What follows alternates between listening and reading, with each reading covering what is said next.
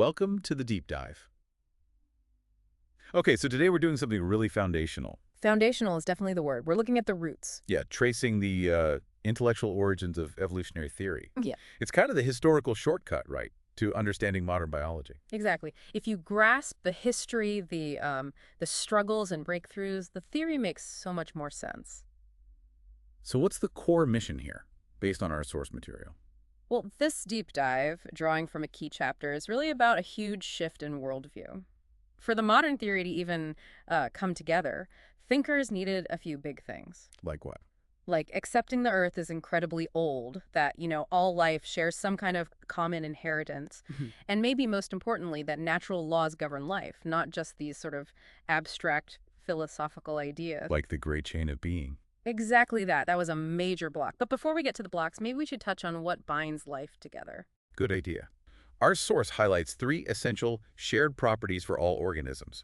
First, a common inheritance mechanism. We now know it's DNA, the genetic code. Right, universal. Second, organization based on cells. Everything's built from them. The fundamental unit. And third, the accumulation of inherited changes over, well, billions of years. Which is evolution in a nutshell. Okay, so since we're talking mechanism, let's define natural selection straight away, formally. Right. So natural selection is basically the sum total of all the survival and fertility mechanisms that impact reproductive success. How's it measured? It's measured by differential survival and reproduction. Basically, individuals with certain features surviving and reproducing more than others. So who gets to pass on their genes and who doesn't because of their traits? Simple but profound. In concept, yes. But getting there meant overcoming some major hurdles. You mentioned the first big one. Species fixity. Yeah, this idea that species just don't change. Precisely. And the dominant framework for that was the great chain of being. It argued species were created fixed, immutable. Unchangeable. Right. And ranked, from the most imperfect up to the most perfect. So if everything's locked in place. There's just no room intellectually for thinking about transformation or common descent. It's blocked. And what's really interesting is how the word evolution itself originally played into this fixity. Oh, yeah, that's a fascinating twist. It comes from the Latin evolutio, meaning unrolling. But back in the 17th century, it wasn't about species changing over time. Not at all. It meant the development of individuals. Embryology, basically. Like Albrecht von Haller in 1774. Exactly. He used evolution for the preformationist idea, this mistaken belief that a tiny, fully formed adult was already inside the egg or sperm. Preformed. Right. And Charles Bonnet, he took that idea to the absolute extreme. True, in Russian dolls analogy. That's the one. He thought all future generations were literally nested inside the egg, one inside the other, infinitely. Wow. So whether you thought the tiny person was in the egg, the ovist view, or in the spermist or animalculist view, the result was the same. No change possible. Everything's already there. Just needs to unroll or grow. Which reinforces fixity massively. Yeah. But then you have this weird contradiction. Which is? The second big obstacle, the widespread belief in spontaneous generation. Things just popping into existence from non-living stuff. Right. So if species are fixed and eternal, how can life just appear out of mud or sweaty underwear and wheat? Yeah. I have to mention Van Helmont. Oh, definitely. Johann van Helmont back in the 1500s seriously claimed that if you put sweaty underwear and wheat in a jar, after 21 days, the ferment would turn the wheat into adult mice. Not baby mice, fully formed adult mice. It's just amazing. It really highlights the conflict, doesn't it? You've got this rigid idea of fixed species on one hand. And then things supposedly popping into existence randomly on the other. Exactly. If life can just arise anytime, how can you have any kind of rational order or sequence to species? It created a real intellectual logjam. So that idea had to go. How was it debunked? Through careful experiments. It started way back with Francesco Redi in 1668. The maggots and meat guy. That's him. He showed maggots only appeared if flies could lay eggs on the meat. Cover jars, no maggots. Simple, elegant. That's Spallanzani. Lazaro Spallanzani later. He showed that if you boiled broth to sterilize it and then sealed the flask, nothing grew. Ah, so microbes didn't just appear. Right. But the final definitive blows came much later, in the 19th century.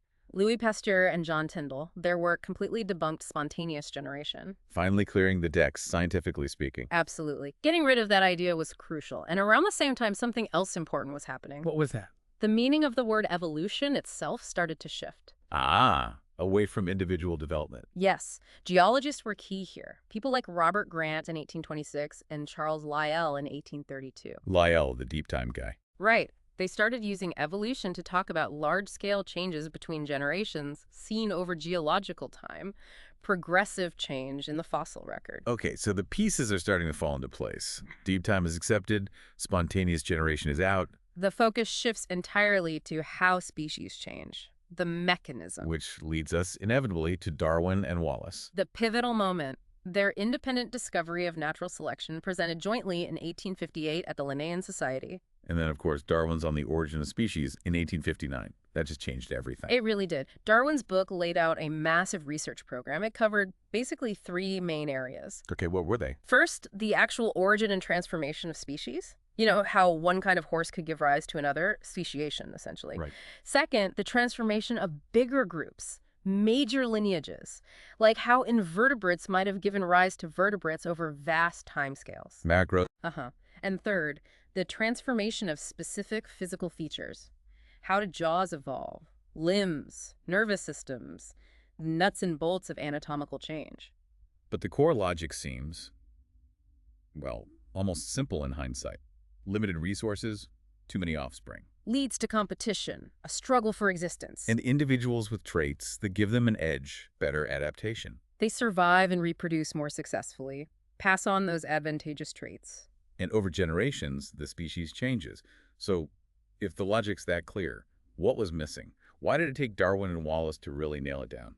The big missing piece for Darwin was the mechanism of inheritance. He knew traits were inherited, he knew variation existed, but he didn't know how it worked genetically. Mendel's work wasn't known yet. Exactly. And when Mendel's laws were rediscovered around 1900, it actually caused problems initially. Problems. How so? Well, the early geneticists discovered mutations, and sometimes these mutations caused quite large, sudden changes in organisms. Right, big jumps. Yeah, which led some to believe evolution happened by these large jumps or saltations. So not Darwin's slow, gradual change. Correct. It created a conflict. You had the geneticists emphasizing these big jumps and the Darwinists, the naturalists, sticking to gradualism. It was a real split for a while. How do they reconcile that? Mathematics, essentially.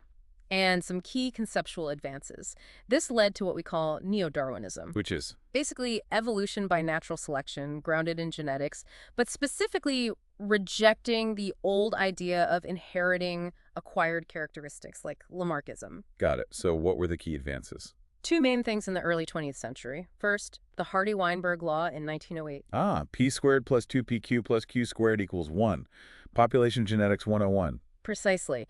It gave a mathematical baseline, a way to calculate gene frequencies in a non-evolving population so you could then measure change. And the second thing. A really crucial paper by R.A. Fisher in 1918. What did Fisher show? He basically built a mathematical model showing that the inheritance of many genes, each with small effects, Mendelian inheritance, could absolutely account for the continuous variation we see in traits like height or weight. So he connected Mendel's discrete genes to Darwin's gradual variation. Exactly.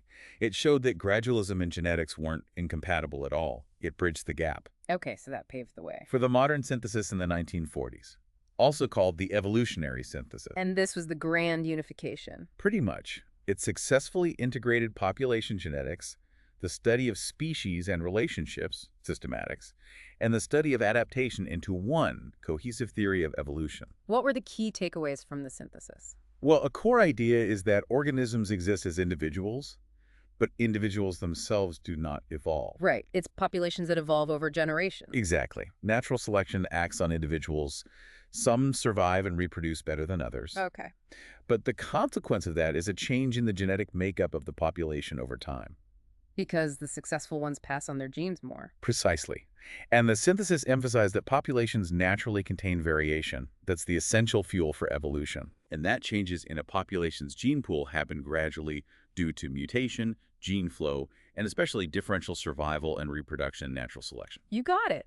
But it's also important to realize that population genetics alone isn't the whole story. Evolution is hierarchical. Hierarchical, meaning it happens on different levels. Yes, the source material emphasizes three key levels where evolutionary processes operate. Okay, what's the first level? The genetic level. This is about changes in the genes themselves, the genetic composition. Here we talk about the genotype, all the genes an individual carries. Sense. Level 2? The organismal level. This is where natural selection actually happens. It acts on the individual organism, its variations, its survival, its ability to reproduce through adaptation. And this involves the phenotype. Exactly. Yeah. The phenotype is the manifestation of the genotype, all the observable characteristics. Structure, function, behavior. That's what selection sees. Got it. Genotype is the blueprint, phenotype is the building, and selection acts on the building. Good analogy. And the third level. The population level. This is where we see the consequences. Changes in the frequency of genes in the whole population, shifts in gene flow, and ultimately the origin and adaptation of entire species. Right, so you need all three levels, genetic change, individual selection, and population level consequences to get the full picture. Okay. Now, we often hear the phrase, evolution is only a theory. How does a scientist respond to that? Well, the key is understanding what theory means in science versus everyday language. It's not just a guess or a hunch. Not at all. A scientific theory is a well-substantiated, comprehensive explanation for a whole range of facts. It's a framework that makes sense of observations. So the facts of evolution are things like fossils, anatomical similarities, DNA sequences. Right, observable evidence. The theory of evolution, like modern synthesis, is the coherent explanation that ties all those facts together using natural processes. Mutation, selection, genetic drift. Exactly. Processes we can study and test. And this idea that you can't apply the scientific method to past events, Uh-huh. that's not right either, is it? No, it's a misconception. We do it all the time in sciences, like geology, think plate tectonics, or cosmology. We make hypotheses about past events based on a theory, and then we look for evidence that would either support or contradict those hypotheses. So we can test evolutionary history. Absolutely. We can make predictions. For instance, based on evolutionary theory, we'd predict finding fossils with intermediate features between groups like primate-like hominins. And we do. Or comparing molecules. Yeah, comparing protein or DNA sequences. We predict, for example, that molecules with related functions, like myoglobin and hemoglobin, should show sequence similarities reflecting a shared evolutionary origin. And they do. And we can even do experiments. We certainly can, which brings us to a really powerful example of evolution in action. The E. coli experiment. The long-term evolution experiment, yeah. Led by Richard Lunsky, it's been running for decades now. How many generations? Over 50,000 generations of E. coli. That's like, well, 1 million years of human evolution compressed into a few decades in the lab. Incredible. What did they find initially? Well, early on, after about 20,000 generations, they found the bacteria had become much fitter in their simple glucose environment. Their reproductive success was about 1.5 times higher than the ancestor strain. So clear evidence of natural selection favoring beneficial mutation. Absolutely. They could even track the accumulation of mutations, roughly 2 nucleotide changes per 1,000 generations in that early phase. Gradual adaptation. But then something dramatic happened. Yes, between generations 20,000 and 40,000, something really interesting occurred in one of the replicate populations. The rate of evolutionary change, the rate of fitness increase, suddenly jumped up, skyrocketed. Why? What caused it? They traced it back to a specific mutation that had arisen earlier in a gene called MUT. And what does MUT do? It's involved in DNA repair. It helps fix errors during replication. But the mutation that arose in this lineage made the MUT enzyme less efficient. Wait, less efficient repair. Wouldn't that be bad? You'd think so, but in this context, it became an enabling mutation. Because the repair was faulty, the overall mutation rate for the entire genome went way up. Ah, so more errors were slipping through. Exactly. More mutations were being generated across the board. The mutation supply increased dramatically. They went from about 45 accumulated mutations before this jump to around 600 shortly after. Wow. So making the repair process worse actually sped up evolution. In that specific lineage, yes. It generated much more raw genetic variation, more potential beneficial mutations, but also more neutral and harmful ones for natural selection to then act upon. It fundamentally changed the tempo of evolution for that population. That's a fantastic experimental demonstration. One mutation changing the very potential for future evolution. It really is. It shows how genetic mechanisms directly fuel population-level change. Okay, so let's recap this whole journey. To get to modern evolutionary biology, we had to shed the idea of fixed species. Right. Abandon fixity. Recognize that all life is connected through cells and shared genetics, like DNA. Cellular and genetic continuity. Crucial. And understand that it's Differential reproductive success, natural selection acting on variation that drives change in populations over vast amounts of time. Leading to the incredible diversity of life we see, built on that common cellular organization and inheritance modified over billions of years. It all fits together, It does, and it sets up the next logical question, doesn't it? which is, Well, we've talked about how populations change, but what happens if populations get split up, isolated from each other, and selection acts differently on them, or different mutations arise, reinforcing those genetic differences? What major evolutionary concept does that lead us to? that sounds like the basis for understanding how new species actually form, speciation. Exactly, how boundaries arise between groups. But that's perhaps a topic for another deep dive. A perfect place to pause. That gives you something to think about, how change within a lineage leads to divergence between lineages. Thanks for joining us today for this deep dive into the foundations. Hope you found it useful.